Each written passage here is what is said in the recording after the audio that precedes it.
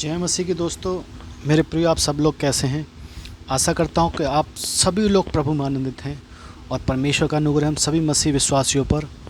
और परमेश्वर का आज पवित्र वचन है उत्पत्ति की इंजील उसका 24 बाब और उसकी 10वीं आयत से मैं पढ़ूँगा। तब वह दास अपने स्वामी के ऊँटों में से 10 ऊँट छाँट कर उसके सब उत्तम उत्तम पदार्थों में से कुछ कुछ लेकर चला और मेसोपोटामिया में नाहोर के नगर के पास पहुंचा। उसने ऊँटों को नगर के बाहर एक कुएं के पास बैठाया। वह संध्या का समय था, जिस समय स्त्रियां जल भरने के लिए निकलती हैं। वह कहने लगा, हे मेरे स्वामी अब्राहम के परमेश्वर यहोवा, आज मेरे कार्य को सिद्ध कर और मेरे स्वामी अब्राहम पर करुणा कर। देख, मैं जल के इस सोते के पास खड़ा हूँ और नगर वासियों की बेटियां जल भरने के लिए निकली आती हैं। इसलिए ऐसा होने दे कि जिस कन्या से मैं कहूँ अपना घड़ा मेरी ओर झुका कि मैं पीऊँ, और वह कहे ले पी ले, पीछे मैं तेरे ऊँटों को भी पिलाऊँगी, यह वही हो जिसे तूने अपने दास इसहाक के लिए ठहराया हो। इसी रीति से मैं जान लूँगा कि तूने मेरे स्वामी पर करुणा की है। हालेलुया। मेरे प्रिय, उस समय की बात है जब अब्राहम बहुत बूढ़ा हो चुका था और अब्राहम ने अपने एक दास से, अपने एक सेवक से, अपने कर्मचारी से बोला कि मेरे जांघ के नीचे हाथ रखकर शपथ खा और मेरे लिए, मेरे पुत्र के लिए एक उसके लिए पत्नी लेकर आ और फला फला देश में से। ये उस समय की बात है। तो अब्राहम का जो दास था वो इस बात की प्रार्थना कर रहा उस देश में पहुंचकर कुएं के पास खड़ा होकर कि जो लड़की मुझे पानी पिलाए, जिसे मैं बोलूँ मुझे पानी पिला और मेरे पीछे से मेरे ऊँटों को भी पानी पिलाए, वही स्त्री हो तेरे दास के लिए। ठीक है।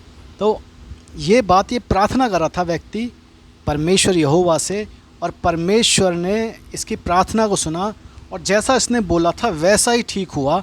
आगे हम पढ़ेंगे उसका 19वीं आयत को।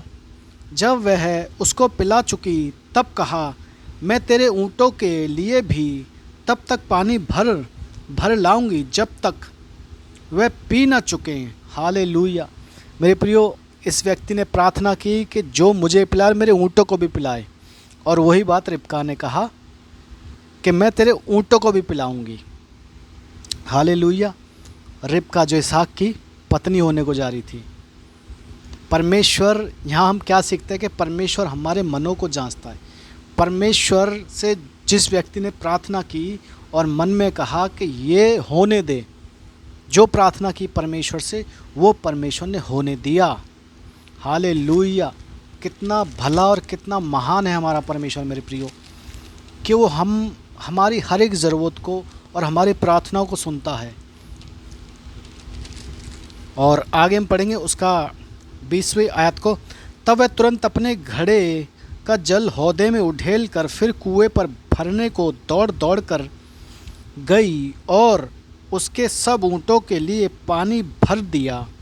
वह पुरुष उसकी ओर चुपचाप अचंभे के साथ एक ताकता हुआ यह सोचता था कि यहोवा ने मेरी यात्रा को सफल किया है। हालेलुया। परमेश्वर ने मेरी यात्रा को सफल किया है। और इसमें एक मेन पॉइंट और है मेरे प्रियो, कि रिबका 10 ऊँटों को पानी पिला रही थी अकेली। सोचिए उस समय कितना हार्ड वर्क था। उस समय स्त्रियों का इतना हार्ड वर्क था कि एक स्त्री ने 10 ऊँटों को पानी पिलाया, कुएं से खींच खींच कर पानी। कितना हार्ड वर्क था उस समय। सोचिए, ये मेन पॉइंट है इस चीज़ में, इस वचन में, कि उस समय स्त्रियां कितना हार्ड वर्क करती थी। हम देखते, हम भी अपने पूर्वजों को देखते, बहुत हार्ड वर्क करती थी स्त्री। हमारी दादी ये सब जो थी बहुत हार्ड वर्क करती थी, पर वो नहीं है, अब नहीं है।